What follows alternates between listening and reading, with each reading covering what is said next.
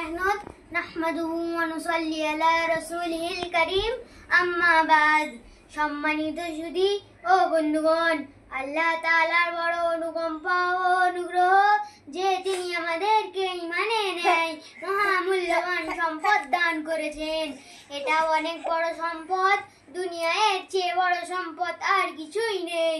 ইমানদারদের দ্বারাই মহাবিশ্ব সচল রয়েছে।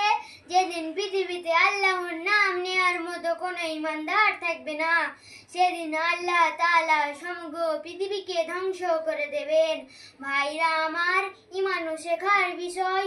যখন আমরা ঈমানকে শিখে নেব এবং ঈমানের তাৎপর্য অন্তরে বসে যাবে, তখন দিনের প্রতিটি কাজ সহজ হয়ে যাবে।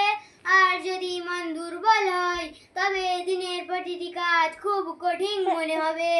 সাহাবায়ে কেরাম রাদিয়াল্লাহু তাআলা আনহুম বলতেন, আমরা প্রথমে ঈমান শিখেছি, তারপর কুরআন শিখেছি। ঈমান শেখার জন্য সময় ও সম্পদের ত্যাগ আবশ্যকীয়। আল্লাহ তাআলা আমাদের সকলকে ঈমান শেখার মেহনত করার জন্য কবুল করুন। আমিন।